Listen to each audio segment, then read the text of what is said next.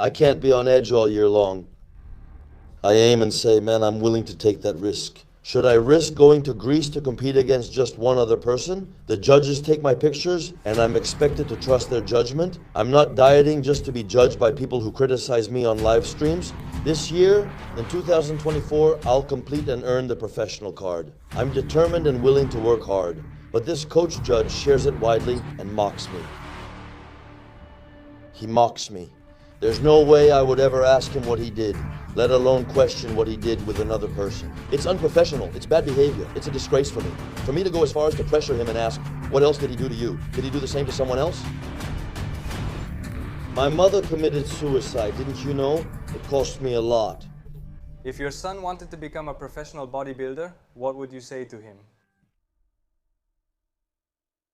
Welcome to Muscle Toe. I'm Stavroulakis Konstantinos, an online fitness coach studying at Department of Physical Education and Sports Science Komotini. Today, my guest is Pantelis Stavroulakis.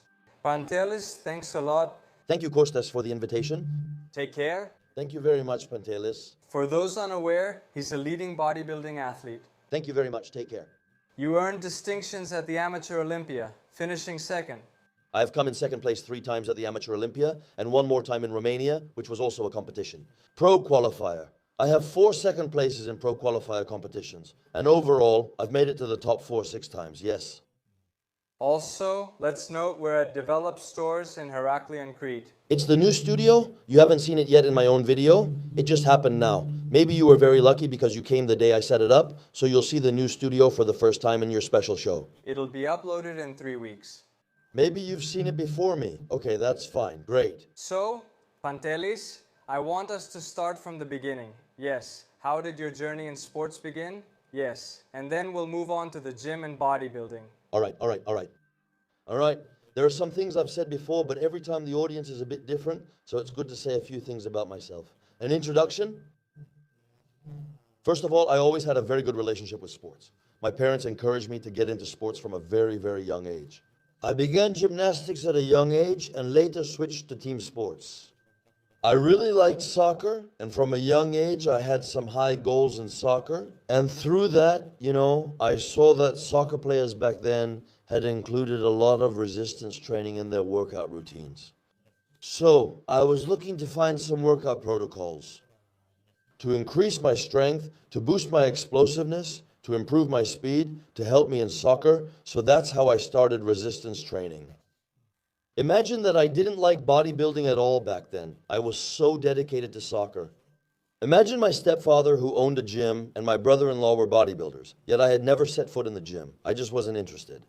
I started working out after I saw that soccer players were lifting weights. Before that, I wasn't interested at all, but when I started lifting weights, I saw that my body had a great predisposition for it, meaning it developed very easily. It even started causing problems for me in soccer. I gained so much muscle mass so quickly that in the end I became faster, I became stronger, but I started losing in other areas. Yeah, but you know what happens? We tend to like the things we're good at. Gradually I started to like it, and I saw that I had better potential than I did in soccer. Soccer wasn't progressing how I wanted over time. The resistance training sessions were going much better than I expected. Yeah, and gradually the soccer practices were decreasing. 5 became 4, 4 became 3. I used to do double soccer training and aerobic exercises, but eventually I only kept resistance training. How old were you then? Did you start going to the gym? I started lifting weights when I was young. Like I said, the first time I went to a gym, I was about 15. Can I ask you something since it just came to mind? I heard that you started at a young age too. That's, let's say, because it's well known in Crete. Is it more recommended there? No, it's not recommended. It was completely wrong for me and could have cost me dearly. Did someone suggest it, or was it just your choice? No. It was my own choice. Okay, the thing is that it was wrong that someone was found to supply me and for me to take them, but it was my own choice. We didn't see them. I was searching a lot. At 16, yes, very young, and then let's say, what happened? Did you see that? Let's say you were good? Okay, I didn't do anything amazing, and I did it completely amateurishly in general.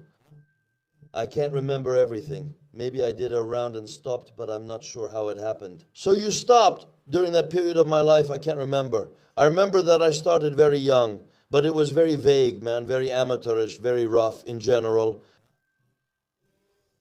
I began doing it more systematically and professionally after turning 21, when I entered the professional field.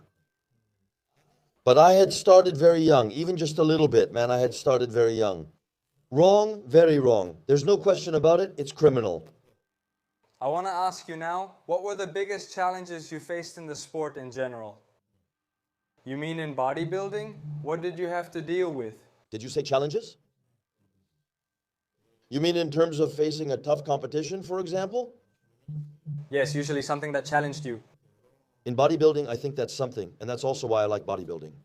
The biggest challenges and the hardest moments an athlete has to face are not the ones we show on the outside. Posting a video of us waking up early and doing cardio highlights tough moments that catch us off guard, like when someone tells you, you went to someone's house for a visit and they had pizzas, and how did you resist? You prepared yourself that you're going to a house where there will be food, or you've prepared yourself emotionally and mentally to handle it. The difficult moments are those nights when you're really hungry, when you're really tired, really exhausted, when your defenses are down. That is, the hardest moments an athlete has to face, both in our sport and in others, are the moments when you're alone, when no one is watching you. Do you understand? I mean, many times you can turn on a camera and say, guys, I'm struggling, or people can see it on your face, that it's obvious on your face. Sometimes I watch one of my videos now, for example, when I'm on a diet, and I can see the struggle. I don't need to say anything. You can see I wake up and I can't speak well. The struggle is obvious on my face. The other person can see that I'm going through a rough patch. These aren't the hard moments. There are even harder moments. There are some nights, there are some afternoons when you finish work and you go home and you have to do your training, but you're completely out of energy. You do the training just with your body. They say you should rest, but you need to get up. Those moments are tough. Bodybuilding is a marathon. You have to manage it well. I mean, how you start your diet so you can endure and be ready to handle the end. In the beginning, everyone can endure. At 14 or 15% body fat, you can train, do cardio, and follow your diet. When you reach 5% and you're trying to get to 4.5, that's when your endurance and your limits are tested. That's when you've activated all your survival mechanisms. And the feelings an athlete experiences at that moment are unprecedented because, as we said before, it's the only sport where you train in the worst conditions. In track and field, for example, you eat well for quality training. In bodybuilding, you have to be in a big calorie deficit, meaning you eat much fewer calories than your body needs. And you have to go train, and you have to do it every day. That's the hardest part. I mean, besides hunger, you also have the daily torment it brings. In general, bodybuilding has some aspects that test your character, your endurance, and your relationships with other people, your family, and so on. It has some difficult parts. Are sacrifices a part of it? Look, sacrifices. I'll tell you something. Championship sports demand sacrifices. I don't enjoy discussing it. Because I really love this sport, this field, this activity of bodybuilding. And I've made my decisions, and I've done it very consciously. I don't feel like I'm making sacrifices. I mean, we might send things. I don't feel it as a sacrifice. But I know that I'm sacrificing other things. I'm sacrificing time with my kids. I've felt the sacrifice more since becoming a parent. You understand? If you're alone, it's fine to stay in and not go out. You don't see it as a sacrifice. For me, though, it's different. If they're following me, I'll stay home and sleep. Exactly. You sacrifice your relationships with your partner. You risk them many times. You sacrifice moments with your children. For example, now I'm sacrificing moments. No matter how much I want to be a good parent, I will sacrifice moments. When I'm very tired, I will miss things. I will miss moments. I'm forced to. Do you understand? These are the sacrifices. For example, when I took my son with me to Portugal, now that I took my eldest son with me on the trip. I didn't leave the house for the first 2 days. Luckily, my wife, Crete, took him out. Of course, I had explained to him that I wanted Yanis to see his dad a bit at the games, not just at the games. I wanted him to see me as a lesson, to see his dad struggling, to see what I'm going through, to feel that, his dad is going through something. Right now he's struggling and doing his best, but do you get how tired and stressed he is? I tried talking to him and said, Dad, the fight is coming up. I'm nervous because you can be a bit abrupt. I wanted to explain that Dad isn't always who you think he is. Other times, this condition exists now and we have to deal with it. You understand? This? Did he feel it? He felt it. After we came back, we talked, we went out to eat. The other day we were supposed to all go together, but they asked the two little ones, Maximos and Antonis. Christos stayed home with the two and took Ianis. We went bowling and then ate out. Since I'm just starting my new plan, I still have a few Sunday cheats. So we had one and went out at night. I asked him if Dad did something he didn't like. Was he aggressive? How were the ideas? Those things? Did I understand? He told me he noticed I looked very tired. Nothing really bothered him much. He said Dad was loud, but mainly he pointed out that I looked tired. He says it felt like a memorial service. We played Uno while you dozed off. Me? Why? My diet has really messed up my sleep lately, and I get really tired sometimes during the day. You know, because of the sleep I get, because the lack of it catches up with me during the day, and I need to sleep a bit, and then I recharge, you know? All right, and then I also had the trip, which really wore me out, so on the first day I was completely out of it. There are some afternoons when you have to train, but you're completely out of energy. He went out, all that passed, and it was really nice. I got some rest. I felt better outside. We went for a coffee. I'll see those on YouTube too. I've uploaded a vlog, and now as we speak, this vlog will be uploaded. Do you attend competitions professionally, or is it just for vacation? No, some competitions weren't relaxed. This could be my last one. I may not continue after. If that happens, maybe I've added 2 more days to visit each city, like now. Since I didn't win, and because there wasn't a fast competition, I was more free, so we went to Lisbon for a bit. I had considered the possibility of winning, so if I had won, I would have had to stay on Sunday as well. Since I didn't win, I had Sunday free. It was a free day, so there was something good about the whole story. So on Sunday, we went out for a walk, man, and we came to Portugal. And then Monday... Did you go to Portugal a second time? No, I had been there before. This was my second time. It was happening there again. I'd gotten sick back then. Something had happened with my stomach. And imagine, I had gone to play in the minus 100 category, per se, about 1.5 years ago. Then my mother's death happened, and I took a longer break. Yes. Are the Amateur Olympics held there? Yes, that's an institution. It's the Amateur Olympics of Portugal. And at the same time, the big man, the professional event, takes place the next day, which is also an institution. Since you're preparing, have you made a new plan? When will you compete next? October 19th. On October 19th, I'll compete in Hungary. And there, a card. Basically, I only go after competitions with a card and abroad. This year, I'll chase it as much as I can. I mean, after that, besides the fact that I think I reached the best shape of my life, I spoke with my coach, and we both agree the result was completely unfair. And not because we want to take advantage of this fact, not because we think you're at your peak, not that I'm at my peak. We want to capitalize on the fact that there was basically a bit of a robbery in this match, so we aim to do 2 or 3 matches this year. It will be hard for this to happen again, since the judges are mostly the same, meaning I'll face the same judges in future matches. It's hard for them to face me in a few more matches this season and lower my ranking. You understand? So you think that in the other matches they might give you first place? If I show up in the shape I expect or better, I believe it will happen. Yes, and I want to finish this year with the card part. I mean, I want to get it this year, to get it so I can relax, to get rid of a burden. Because, when you chase it so much and it doesn't come, then you start to develop a complex. I mean, now when I get there and I'm in second place, I'm starting to feel a certain way. You say, okay, 4 times. When you get second place and get close, you keep saying it won't happen again. So you get into that mindset. When something keeps repeating, then you get to second place and you say, I won't make it to first again. So I want to finish with this part, get a card, take a longer break, and then combine it, go after some professional matches. I hope it happens. I'm determined this year. I want to ask you about this now. With all your achievements, why did you choose to compete in bodybuilding in 2008? Yes, which one was, let's say, the best, the greatest achievement? Nothing compares to playing in an amateur Olympia. Yes, also due to competition. Regarding the competition, my best achievement was second place. I believe it's because I'm strict with myself. I finished second in all 4 races, and in 2, I was definitely second. I definitely wasn't the winner in my second to last race, finishing second. I believe that I could have won there too, but there are valid reasons for a judge to see it differently. That is, my opponent had some points where he was superior, but I believe that overall, let's say, I was better in more areas and that I could have won in my second to last fight. But I can't say it was a crime.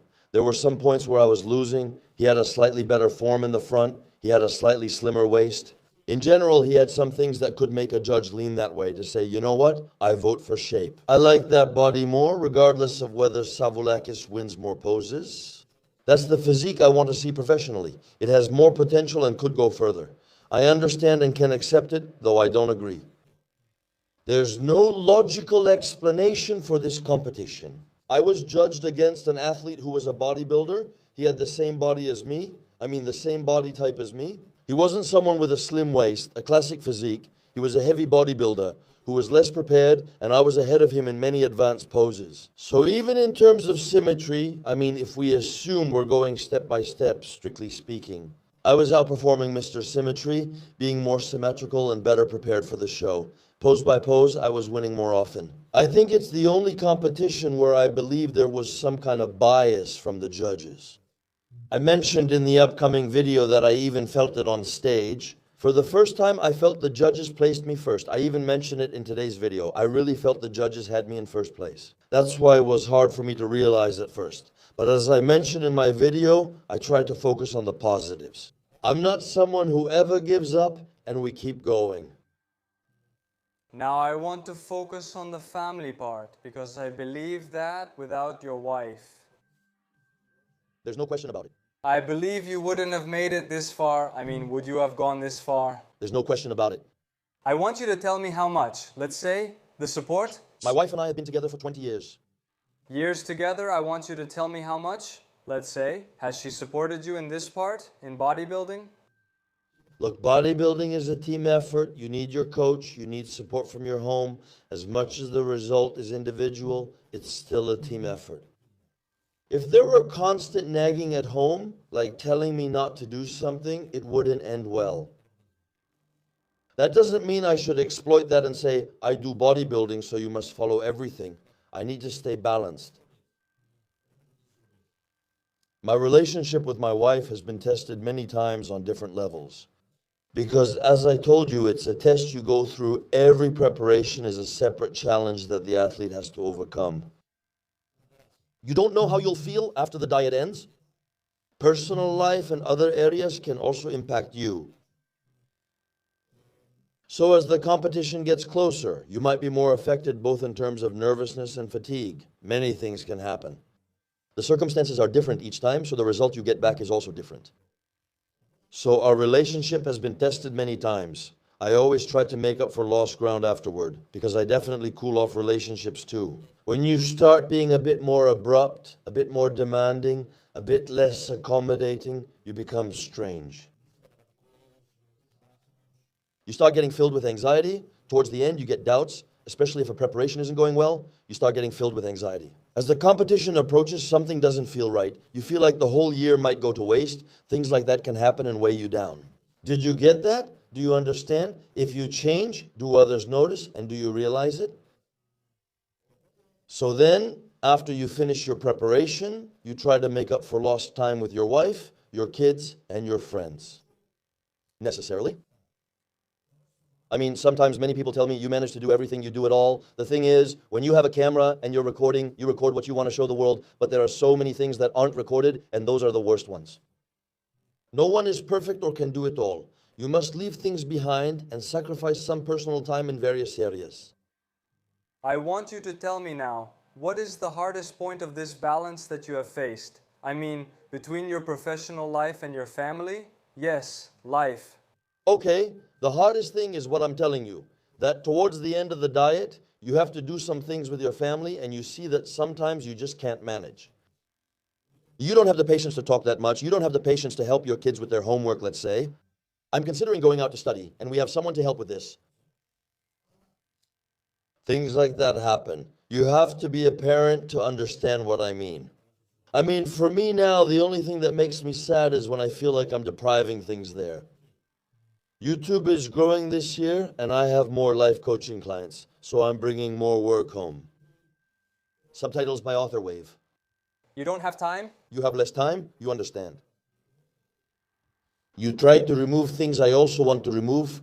I watch fewer movies now, let's say. Since I'm a fan of cinema, I've been into cinema for a very long time. I love cinema, and my wife and I used to go all the time. I haven't watched television series in a long time because I prefer working on my computer and finishing tasks. The next day, little things like that happen. I mean, they may sound small, but they're the ones that eat away at you? not eat away at you, but they build up over time. It's those little things that accumulate. But something so small starts and then it keeps rolling, rolling, rolling and ends up as a snowball, okay?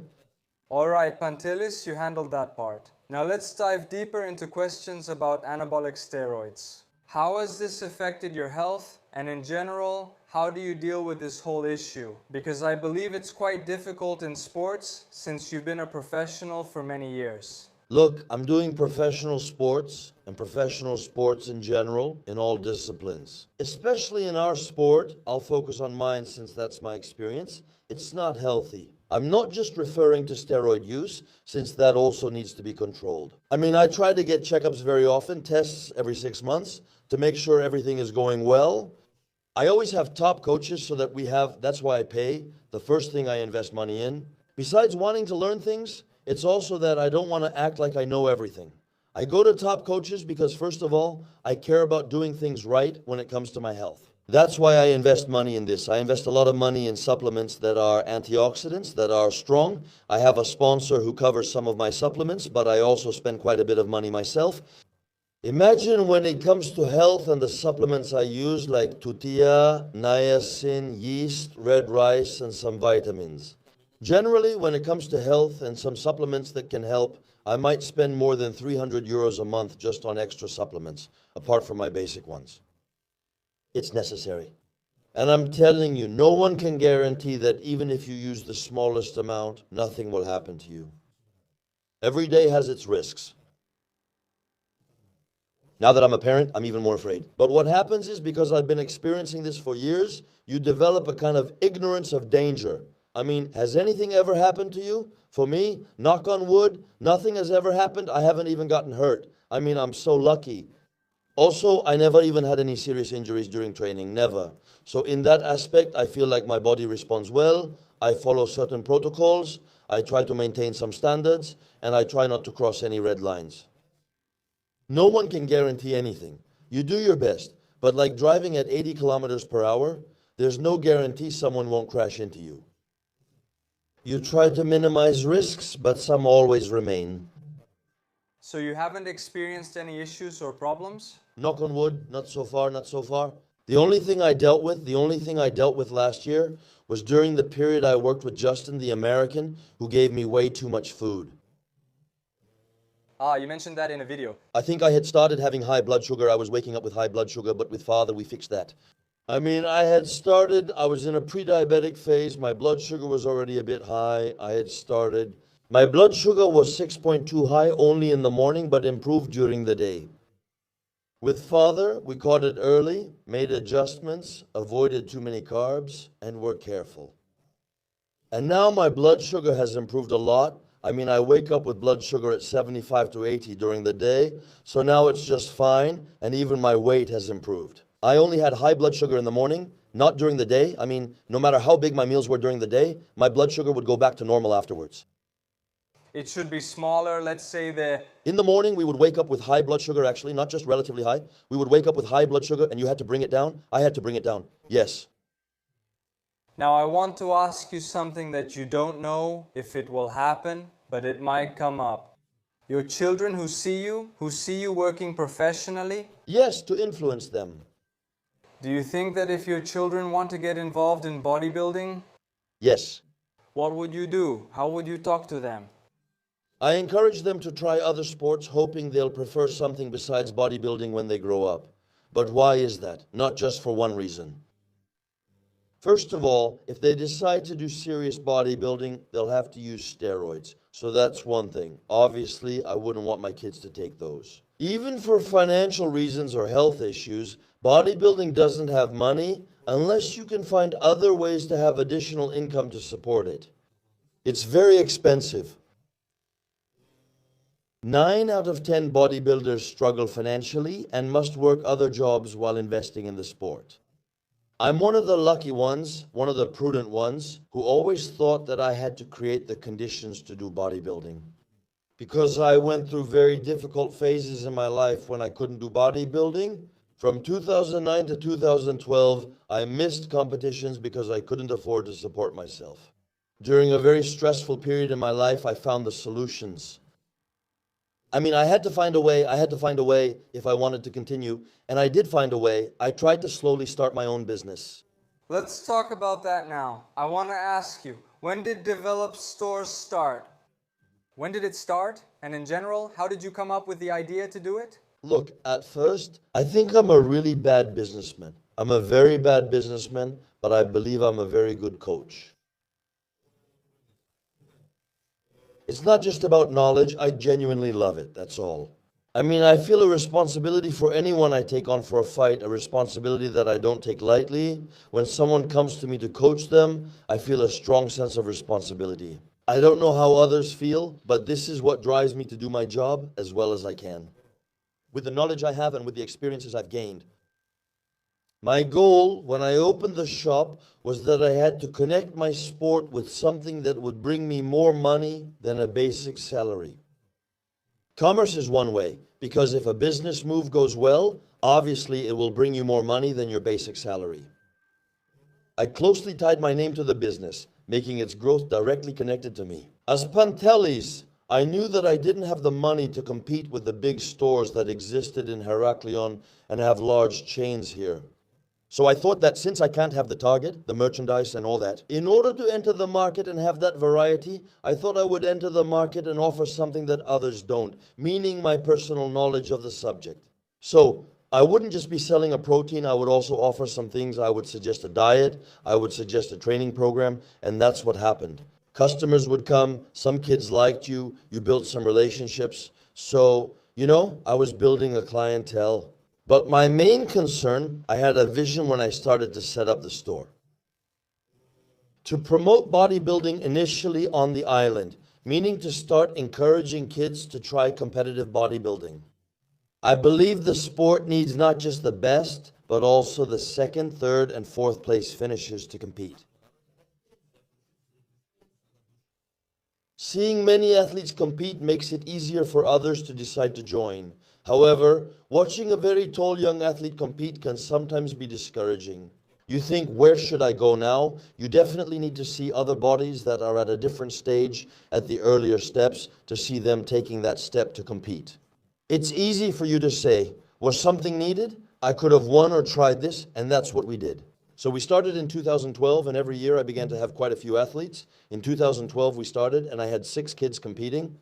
Imagine, we would go to a competition, let's say, and there were 13 participants in total, and 6 of them were mine, just imagine that. And little by little, we really brought the sport to a very good level. In Crete, and then after some decisions by the people here who organize the competitions and so on, they think that we ruined the competition, that we destroyed it. Somewhere around 2015 or 2016. All right, I don't want to go into details, but I think that now the competition is really downgraded. I still bring many athletes from Mr. Crete, but it's not like before. People don't attend the competition. Support has dropped so much it's not even discussed anymore. The competition has been downgraded a lot. Of course, COVID happened in between, to be fair, but I think some mistakes were made at first, which cost the competition. And after a certain point, you don't really feel like starting over again. Now I just want to do my job, to go to the athletes, I want to play there. I don't have that motivation anymore, nor the trust in some people I worked with on the organizing side. The trust was lost. And I just want to have a formal relationship there and bring athletes, just do my job, and I don't want anything more than that. In that part you mentioned where you started, did you have athletes? I still have athletes. I used to do it with more passion, but now it's more formal. I'll do my job as an athlete. I'm not really interested in the match itself or what I'm supposed to do. Do you understand what will happen? What the future holds? I now care about my athlete, while before I only cared about the match going well. I had no personal gain, I just wanted to witness it. Because I was also competing in Crete, I liked competing in a full stadium, I liked that feeling. Now, whether it's full or empty, unfortunately, it doesn't matter. Now I want to ask you about your work because I think you're the only coach in Greece who brings so many people to compete. Okay, there are others who bring people too, okay? I mean, that many people? You had 11 people, I think, if I'm not mistaken. 11. Yes, 11. Including the kids in Athens, I had 14 in one season. How do you think you managed that? I mean, what played an important role? What played an important role? For the career? It's probably because I became active. Even when I wasn't on social media, I brought in many people, especially kids. They trusted me, not you. With social media, I think it's easier since we reach a larger audience. That has definitely helped. Okay, now I think they also see the results of my athletes, and that's definitely a motivation too, that they see we're doing a good job, and that's definitely a motivation as well. You can't just lower it now. Not to bring good athletes and have them approach you again. I mean, they see that something is being done right. And now I want to ask you about social media, YouTube. How did you feel the need to start it? YouTube was something, man, that happened purely because of COVID. I've said it before, I don't know. I've only said this a few times. I always had it in my mind that I wanted to start YouTube. But it seemed like such a huge mountain to me because I didn't know anything about editing. I didn't know how to start. I didn't know anything. It's a lot, yeah. It's something that when you don't know anything, it seems like a mountain to you. That period began before the pandemic. I started talking with a friend of mine who is a photographer. He had done my son's christening, and we're having a conversation. Out of nowhere, I tell him I want to start YouTube for no reason. I didn't believe it at all. Maybe the thought crossed my mind, but I hadn't considered next steps or needs. I just blurted it out, totally out of the blue.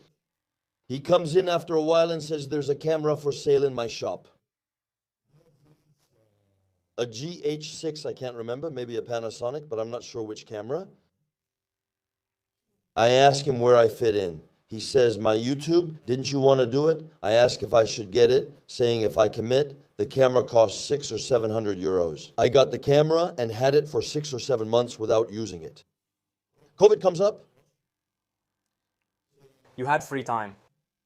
And I was closed off. Basically, I had nothing to do. And I said, man, I wanted to make some videos. And I just started by turning on the camera and recording videos. One person I worked with from the beginning. So you worked together from the beginning? Yes, from the beginning. Yes, I found someone and he did the editing for me, but he did it completely amateurishly. But especially for me, he gave me a really good price, man. He didn't ask for anything crazy because for them, it was nothing. I told him I'd do one video a week for a special price and we could collaborate long term. I explained my vision and he offered me a good rate. It wasn't a problem for me.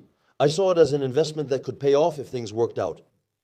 Funny enough, one day my son Giannis asked me, Dad, show me your first YouTube video. And I open up to watch my first video, and I watch it together with my son.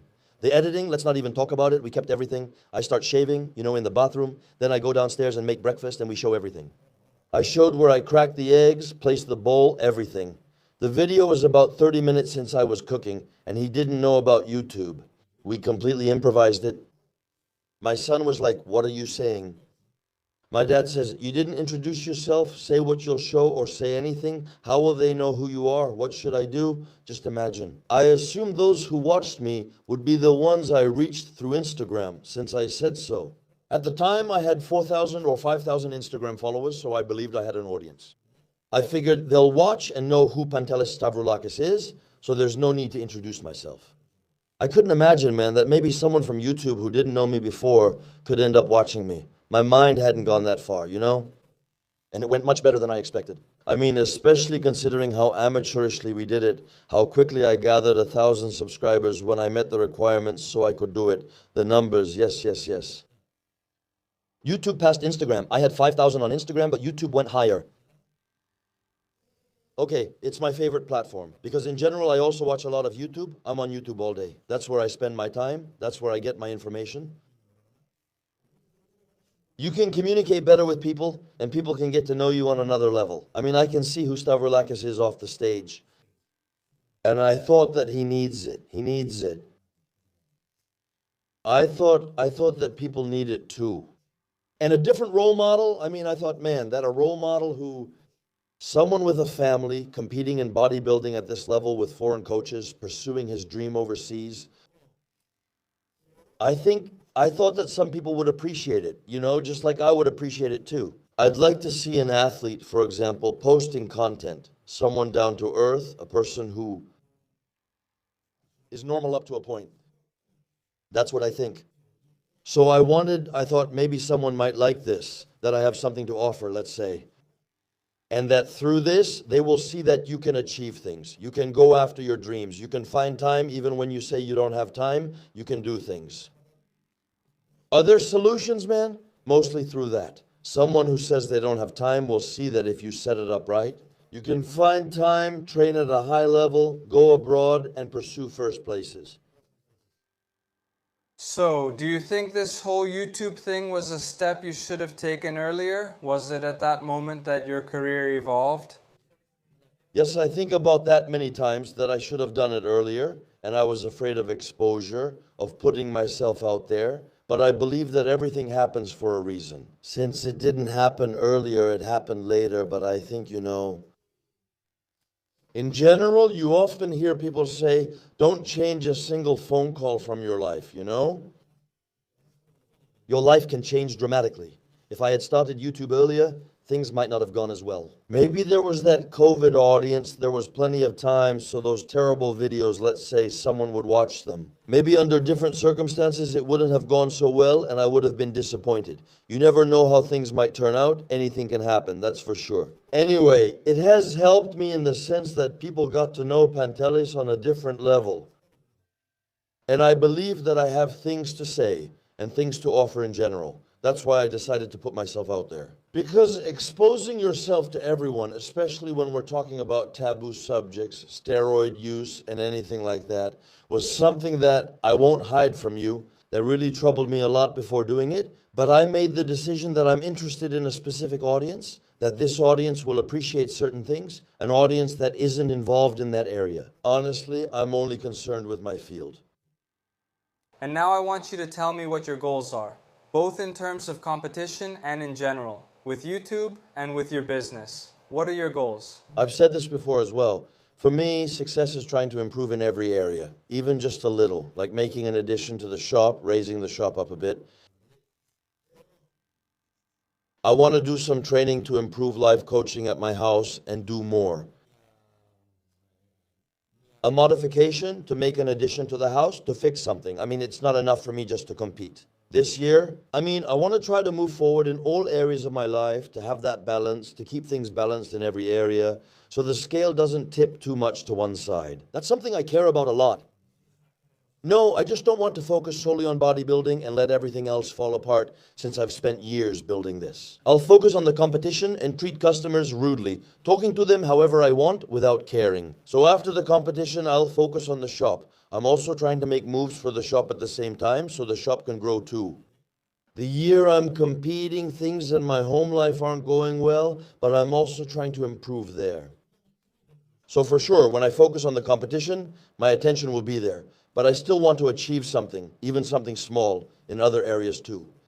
I don't want a year to go by where I'm completely stuck in one place, even in the other areas of my life. I set up my little studio, I changed my equipment for YouTube. 1 year I had a lot of expenses, I spent a lot of money, and changed all my equipment.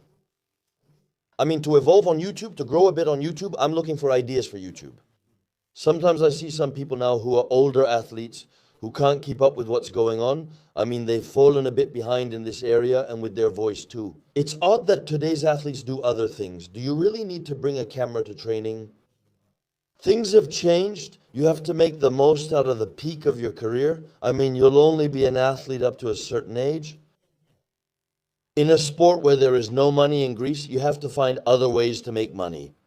You can't afford to lose even a single day of your career, of your prime, you shouldn't lose even one day. You understand? I mean, we're lucky to be living in this era. The older athletes weren't as lucky to have social media so active and to be able to make their name bigger, to showcase their training. They think it's easy to go to training with a tripod, but it actually means coordinating with your videographer 2 hours beforehand to showcase what you're going to do, to have it commented on by the 20,000 people who will see it, to have them say you're an idiot for what you're doing, that you don't know what you're talking about. I mean, you're doing a training session and you're exposing yourself at that moment. No matter what you do, someone will say it's wrong.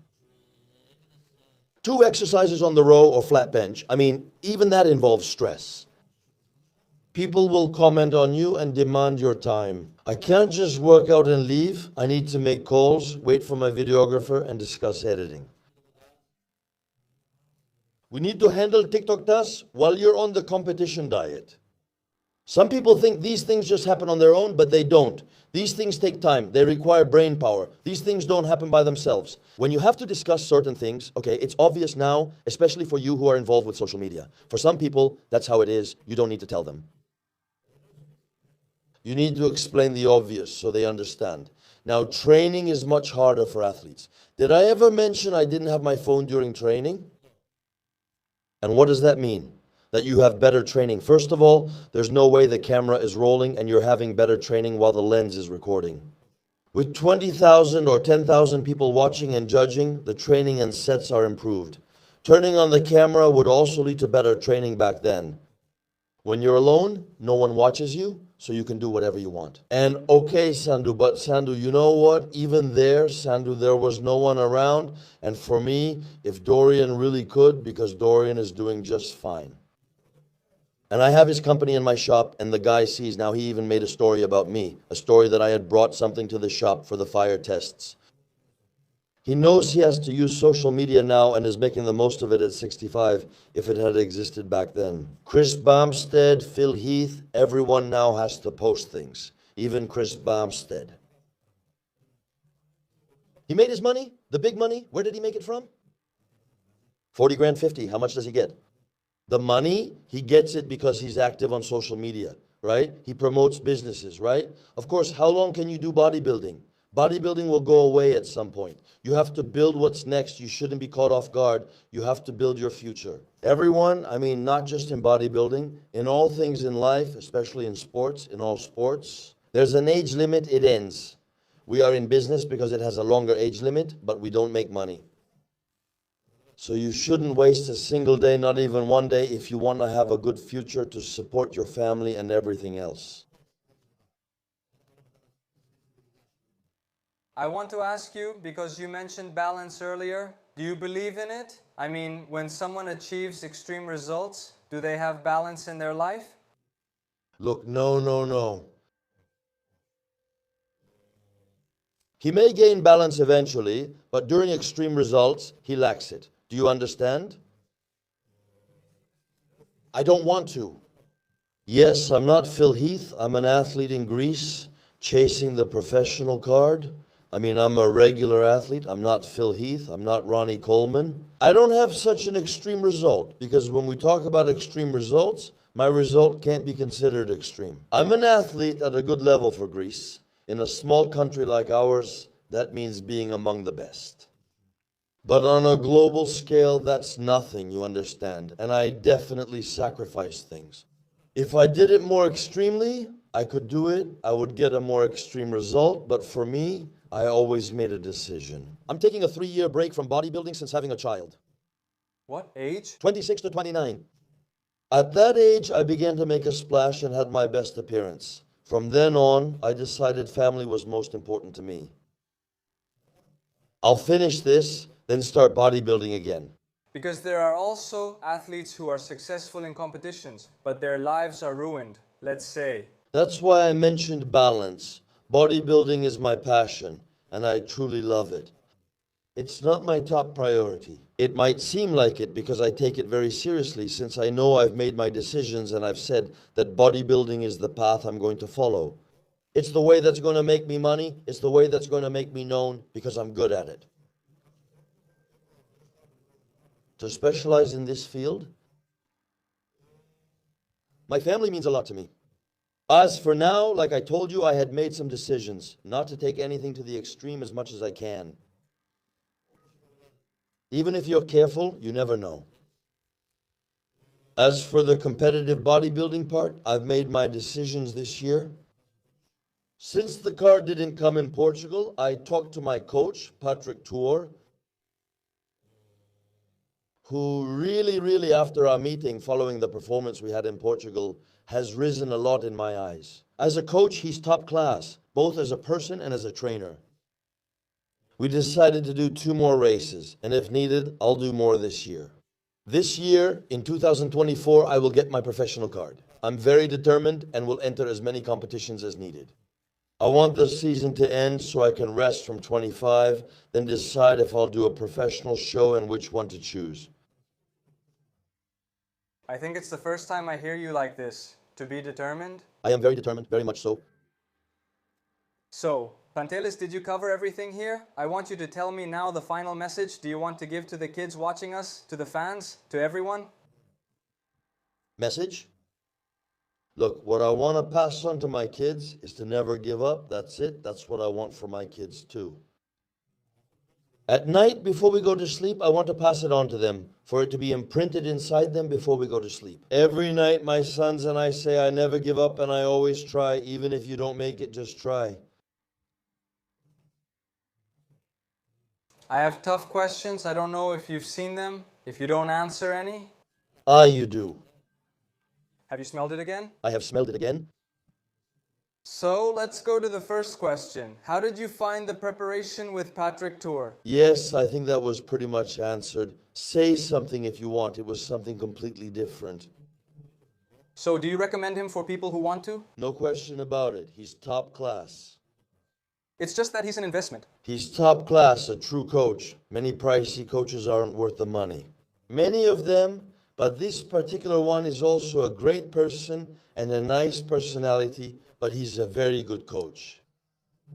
He is. Do you think he contributed to your big improvement? It's completely his, and I follow everything he says. I don't just act on my own. Mainly his management. As I mentioned, the first thing I had was a marathon. He managed this marathon very well, so that I would stay strong at the end and have the right mindset as the race approaches. I've said this in my videos in other years too. I used to start when I had a lot of motivation because I didn't have a very good off season. I had a lot of mass and I always started with the best intentions. You know, in my mind, I had the best intentions and motivation, etc. But motivation isn't something permanent. Motivation fades. You have to constantly change your motivation. You have to keep finding different ways to drive yourself toward your goal, meaning the motivation you have at the beginning. After 2 months, it might not be there anymore. It might be gone. So, whatever happened in all the preparations, as the competition got closer, something didn't feel right, something wasn't working, and as the competition approached, I began with confidence and ended with doubt. But with things always reversing, I started with doubt and ended with confidence. And so, everything was going smoothly, everything. Let's go to the next one then. When do you think you were at your physical peak? Okay, this year in Portugal, I'll be there. And I can do even better, but by far the best was this year, and I think in the next competition. Patrick told me how he saw my body react to certain things. So now let's say, when you compete, will you have time? Will you improve, let's say? Or is it just for that? Okay, look, I can't tell you for sure. Look, my condition will definitely be better. It will definitely be 100% better. Because that's what I believe, even like this. The way I saw Patrick work and I saw that he knows my body, that we already did some preparation and he noticed a few things. I believe that with the experience he has, we'll achieve even better definition. Have you competed in contests before? Or is this your first time? No. I've done it before. It will be tiring? But it's tiring. Because now he'll be going abroad all the time? It's tiring, but I've done it before. I've played 3 doubles in a season. You said so, but will you do as many as needed? Maybe it won't be more than 3. Let's wait and see. You do the math. I believe, you can't know for sure, but I want to stay optimistic. I also believe in Hungary. It could happen, but I believe that if I have 2 more chances, I think it will happen. Yes, I think it will happen by the time we're in Poland. And I'm telling you again, it happens because I believe that Patrick can get me out there to compete for a card, that he'll get me in shape, I might be able to go for it. With Zasti, I always had doubts and never reached that point.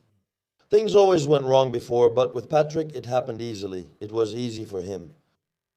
He put more effort into it and it was easy for him. He knew the subject well. He knew how to do it well. Let's move on. What's the difference between ZMA and ZMB? ZMB also contained vitamin B6, yes. Yes, that's it. I'm moving on. What's the toughest cycle you've done? Look, let me tell you, in the past, let's say, when I was working alone, sometimes you read, act, and show things, etc. You get carried away and imagine top athletes do extreme things. I used to take higher doses before, more extreme than now. Extremes. I didn't always do them because, like I told you, I was always afraid, because what really held me back was the fact that I was with someone I knew I would stay with. I mean, like we said, the woman I've been with for 20 years, you know? That, it's very important because I knew I would start a family with this person. So that always held me back. It kept me in check so I wouldn't go too far. I was never someone who acted smart or like a wise guy. I mean, I would never make a decision to do something on my own if I didn't have a coach who I thought knew 10 things, 20 things, 30 things more than me, and to take responsibility. Now, Pantelis, I want to ask you about the coach's part. For example, how does he see it? I mean, what changes, let's say, are happening in the area of steroids? I mean, did you do? From coach to coach? Yes. Yes. Okay, some have different protocols they work with. Look, more or less, things are pretty much the same. I mean, it's not like someone is going to give you a different substance. More or less, in the off-season, there aren't many big changes. What I wanted to ask you, since I also did an episode with Rally, is that, for example, you think they're going to give you a lot, but in the end... Yeah, okay, because I've been working with coaches from abroad for years. I've gotten over that shock because the first time I worked with Tiny James, believe me, I was clueless, you know, out of this world stuff, and it was much more. It's not what we think in Greece. Exactly. But you see, man, when you follow the whole protocol, your body goes to another level. I mean, really, even with Tiny James, he was a coach who didn't pay as much attention as he should have. I was talking about money and getting paid. It was just a disappointing experience, not up for discussion. Fortunately, though, like I said, I don't give up. And I thought, okay, maybe we brought in a coach from abroad, but you can't judge them all the same. It doesn't mean that just because you happen to get a coach who wasn't professional as he should be, that not all foreign coaches are true professionals. And so I continued to work with coaches from abroad, and it helped me advance my career and develop myself. Because I believe that a great responsibility also lies with those very good coaches I worked with. Let's move on to the next ones. Ever thought about quitting now? In bodybuilding? No, I've never considered it here. Do you tell your kids that I won't quit? Should I say it? Should I tell you? After my mother passed away last year, I didn't think about quitting, but it was very unpleasant. It was shocking the way it happened. I was also at a point where I had pretty much, I had stopped to take a break. It was my worst race. I finished 9th, my lowest place ever. So, you know. Psychology played a role. I'll tell you, when you're in a phase where you keep coming in second, and you're at a point where you're getting close to winning it. When 9th place comes, such a disappointing position. You want to play again quickly to move past that. Like I said, I played and went from 9th to 2nd place. I didn't win, but I proved again that I'm not meant for 9th place. I'm meant to play for 1st. But when you come in 9th and you have to accept that, but you want to play again quickly so that feeling goes away. You know, you want to make up for it. Let's say you want to make up for that bad position and you come from that. And my mother's death made me prolong it. I'm not in a good psychological state at all. I mentioned it in another interview because it was tragic. It was also suicide. My mother took her own life and it was incredibly shocking for us. Afterwards, you feel guilty and dwell on what happened. I mean, you start to fill up with thoughts and say, I saw this, I didn't think of it that way, I saw that. You start putting pieces of the puzzle together and it starts to get to you, you know? I mean, it really affected me a lot. That it's your fault. It's not your fault, but sometimes you feel like you could have stopped it. You understand? And I wasn't in a good mental state at all. I mean, I felt like I hit rock bottom at some point, man, psychologically. And it was hard for me to figure out how to keep going. I didn't think I would quit bodybuilding, but it was a very confusing phase in my life because there were a lot of things I had to deal with. When you go through something like that, it's something you don't believe will happen to you. You think it's just happened to you and you experience those kinds of feelings. You need to move on. Shall we move on with this now? Yes, let's go to the next one. How do you stay so consistent balancing family, bodybuilding, and work? Like I said before, it's a way of life now. My wife helps me a lot, and together we've built a strong team and move forward as one. Everyone, let's go to the next one. Opinion on Musunidis. Musunidis was making huge progress. Much better than I expected to see him, especially in Las. But to be fair, I really like Alimpakis. To be fair, I personally prefer Alimpakis. I'm an Alimpakis fan, but that doesn't take away from Nikos's effort. Sure, but I want to be fair as a judge. Let's say me. Let's say, I will be careful, you understand? I mean, I see a group with more potential. Okay, for me, Alimpakis in my eyes was more impressive, more complete, man, more complete. Should I put it another way? Had you played against him too, I think? Yes, I've lost to both Musunidis and him. Let's go to the next one. Given the injustices he's faced, does he think matches might be fixed? Look, I'll tell you something. First of all, it's something that life in general is not something that has absolute justice, and we all have to accept that. I don't get into the process of thinking that this match is being fixed. I thought that because there's no way a professional judge who knows very well that he didn't see it as second in this match would do that. I say this with full knowledge. I'm saying I truly believe there was intent. This is the only match in my life where after it ended and I watched the video, I felt this way. There's no way a professional judge, 100%, I mean, if you ask 100 judges will tell you that I was winning. I've never said this before, so I think there was some intent. How were the scorecards distributed? I don't know what happened or anything more. The only thing I can tell you for sure is that by far, I had the most ticks in that fight by a big margin. So that's why I'm telling you, do you see me? And I'm very absolute about this. In all the fights, I never thought that matches could be fixed or anything like that. For me, even in football, matches get fixed where there's money, so this part doesn't surprise me. We shouldn't focus on that part. If there's money, things get fixed. But we shouldn't be the ones to fix things in this area. We should send a more positive message and work over time toward fixing things. You need to make your effort as long as you see that your body is improving and developing. I'm not telling you to let yourself go downhill and start falling apart as an athlete to the point where you start hitting a wall. And to be chasing my own tail. Right now, I see my body improving, so let's go after it. Yeah, let's go. If your son said he wanted to get into professional bodybuilding, what would you tell him? I would try to discourage him at first. But if he decided that he really wanted to do it, since thank God I have gained a lot of knowledge, I would try to help him as much as I could. I would explain to him all the protocols he needs to follow, that he has to get checkups, that he will be taking a risk, because at some point he will ask me to get a motorbike, and a motorbike is a big risk.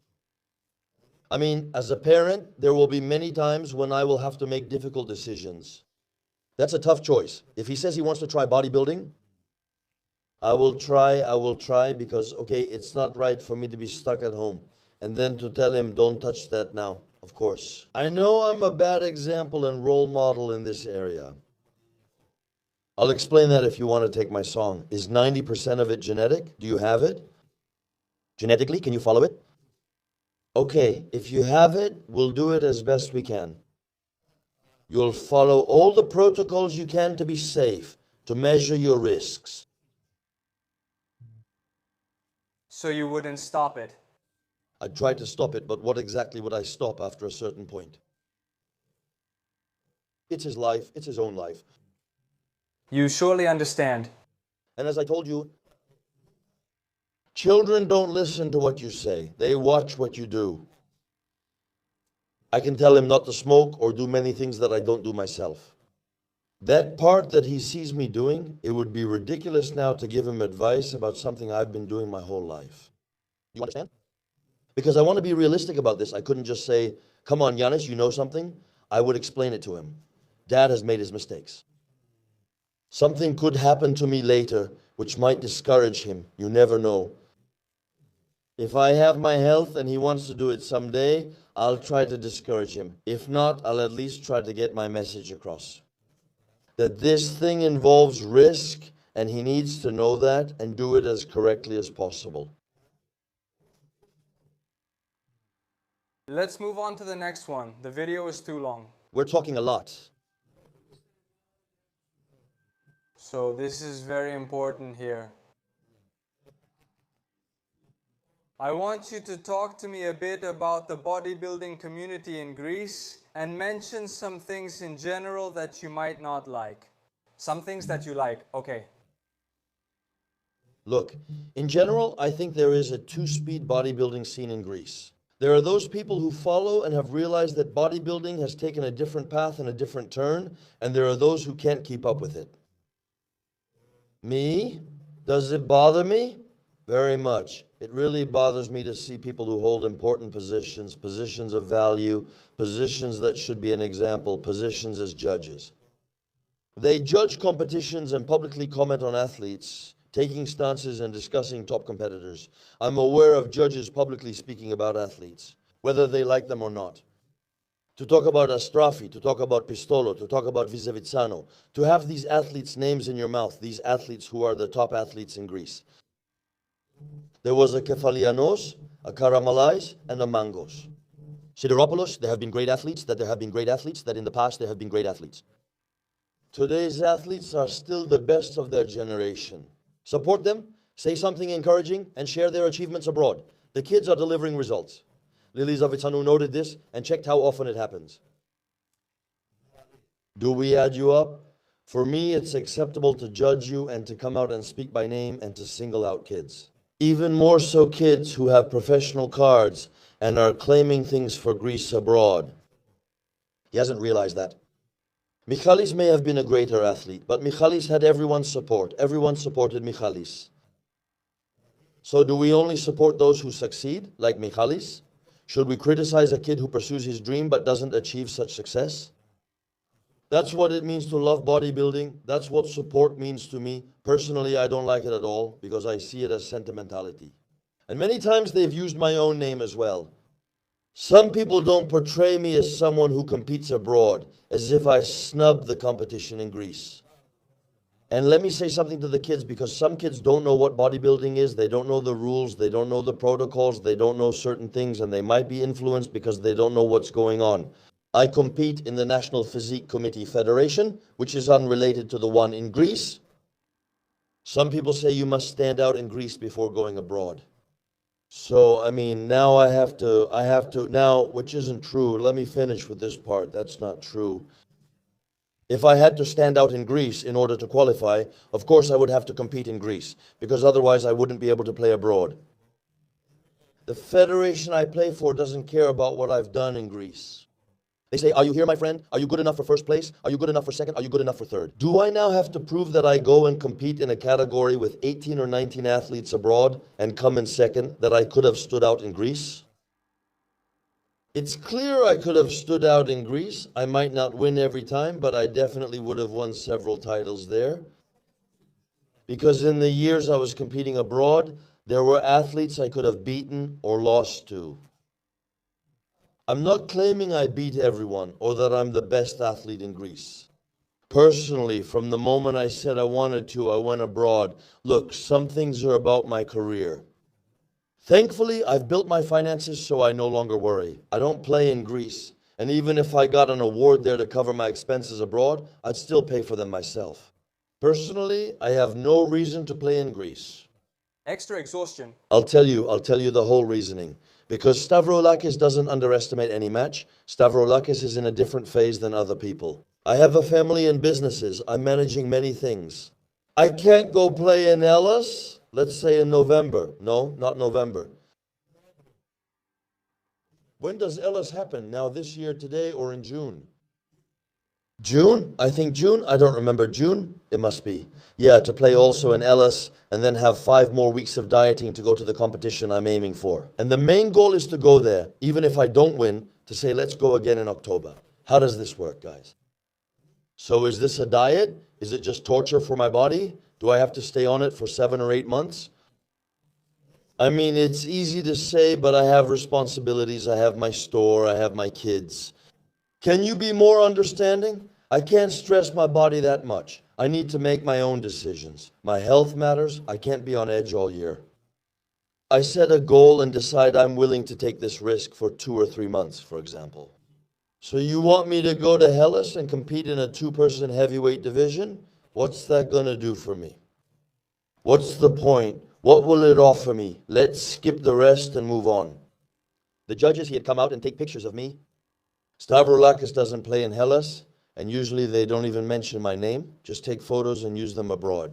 Meanwhile, Stavroulakis has played in 9 qualifier matches, made it to the top 6, made it to the top 4, 6 times. Few athletes have done that, so I'm not just going as a tourist. I returned with 4 amateur Olympia placements. Not many can say that. They take pictures of me even though I haven't bothered or spoken to anyone. I bring athletes to the competition every year and support it. I'm not trying to take it from you. I don't seek that for myself. If judges are taking pictures of me, what should I do? Can I trust being judged? I won't diet just to appear there. Should I let live show critics judge me and have others tell me to do ridiculous things like hold water in my glute? What are you talking about? That's nonsense. And let me say something else. A judge here was preparing Mario Zacharakis, getting Mario Zacharakis ready, and I was also impressed by another guy, whom I later had an argument with. So, it was wrong, it was my mistake, I have a lot of responsibility in this part. The guy did the right thing by looking for another coach and going to another coach. I won't mention names, if those involved understand, they'll get it. He went to another coach, so to this other coach he told him some things that I was making him do wrong in his diet, right? It was my own coaching philosophy, my own coaching logic, and that's what one of my athletes wanted to follow. He came to hear my opinion. I'm not claiming to be the perfect coach or that I know everything or never make mistakes. What I told him might have been wrong, but that's what he'll go with. He came to me, not Patrick Tour, who knows everything, but to Stavroulakis, who has much, including knowledge. Still, he had a lot to learn, which is why he worked with coaches. So I told him something. It might have been wrong, training-wise, maybe it wasn't, but I'm telling you it was wrong. So this coach takes it and sends it to a lot of people and was making fun of me, saying I don't know anything. So this coach, this judge who was making fun of me, obviously, why are you making fun of me? Why do you mock me? Are you negatively disposed towards him? Do you have something against me? Have I done something to you? Why do you feel the need to make fun of me, to expose me in front of others? Isn't that right? What's this need? What drives this behavior? Did Stavroulakis bother you?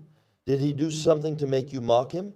I've seen many athletes and trainees with different coaches. You know, you try one, then another. There are athletes of Christos, of Stavroulakis. We've worked together from time to time. Many of my own athletes trained with me for a while, then went elsewhere. We go and try different things. Kids notice different things, like I did with Justin and then with Patrick. There's never a chance I would even ask what he did, let alone question what he did with another person. It's unprofessional, bad behavior, and embarrassing for me. Tell what Olympakis did to you and that it was wrong, even if I disagree. It's a shame. I don't respect anyone but Olympakis for his message. Where I want to end up. They continue preparing with this athlete, my former one. I have no issue with the kid or his decision to go there. They compete in the match at Mr. Crete. And my athlete. I had 3 athletes. I had David who came first. I had Marius who came second. And there was also the kid who was competing. My athlete came out. David was first and second. Zacharakis came out and the other finished third. That coach ranked him second, but was also a judge in the category. And I ask you, personally, I believe there was no way. There was no way. I think that kid wasn't for second place. He was for third, in my eyes. Fortunately for me, the other judges agreed as well, and that's how he ended up in third place. But tell me, when you've seen that this person tried to expose you earlier, right? How can you be sure his judgment is right? So, tell me, please. So you know that my athlete, this kid Marios, came in second. He booked plane tickets, arranged accommodation in Athens to compete, and told me he'd have no one to compete with. I was begging him to participate. So this person deprived an athlete of all his preparation. He chose to ruin it, to destroy his preparation, and leave it unfinished. Even when he went to Athens just to eat out, he didn't attend the competition. Do you understand? I mean, this is the truth, and on my word of honor, it happened exactly as I'm telling you. This really upset me a lot, and I was also hurt that he tried to humiliate me and was sending messages. You talk about the right and the left as if I'm some random guy who's just starting out. And also, he doesn't inspire any personal trust in me to believe in his judgment or the things he judges. So, this... Let's not analyze these things again. No names needed. Those who should understand, did. Pantelis, that's the episode. We're done with questions. Didn't you notice anything? No, it's not necessary. You want me to smell now just for the views? Did you tell the whole truth? You don't want to say anything? I always want to be honest and share my truth. Does it smell? Does it smell? Oh man. Smell it. You smell this? It hit me from far away. How would I know? Was it even stronger? Yeah. Yeah, it was good. It was really strong. And I think it was an interview where I also had something to do and say, and to share some things that I keep inside me and cherish. And I wanted to say, because one of the positives, if I can say something, one of the positives my character had, I don't take anything for granted. When it comes to batteries, I'm also adaptable. I adjust to the situation. Some people come and squeeze out the juice, they give a little bread. And I had decided, you know, that since I accepted, I wouldn't do a classic interview like I usually do, where I try to keep the balance. Again, you know, it's not simple. I decided today to say a few more things, because I'm tired. I'm tired. I just finished a match, so I'm tired and worn out from the diet. But I'm tired of it, man, being photographed. People talking about Stavroulakis, people not talking about Stavroulakis. And I'm also tired of the fact that the older generation shows zero respect to the other guys, not to me. Like I said to Christos, Astrafis, and others, they show no respect. Respect has nothing to do with age. I mean, just because someone is younger, it doesn't mean they're the only ones who should show respect. We all owe respect to each other. One person should respect another, regardless of age. It's not the older person who can say whatever they want and embarrass or humiliate others. Whoever they may be. These... So thank you, Pantelis. Thank you very much. I'll say it again, this episode was really powerful. And that's it. Take care. Thank you all. Take care. Me. Thank you for giving me the opportunity to say a few things on a more personal level and to share some things. Because, you know, as I told you, behind the athlete there is a person. I believe personality makes the difference. Yes, personality. And I want, when I get the chance, to unfold my personality. Because I believe, okay, I don't want to seem arrogant, but I can't stay indifferent to certain things. Up to a point, you understand? I mean, I try not to create conflicts. I try to keep a balance, but only up to a certain point after a certain point. You have to defend yourself and what you have built, because here we have built something with blood, with sweat, and with blood. You can't let anyone say anything they want. You built this from scratch too? I would say from below zero. So that's it. Thank you all for being here until now. Take care. Hope you liked the episode. Leave comments. Like, subscribe. Yeah, subscribe and leave your insults below about the meds and all that. All right? All good. You can also visit my website, kostas.gr, for online coaching and supplements. Thank you. Take care, my dear Kostas. Thank you so much. Take care, Evie. We'll check it out. Bye.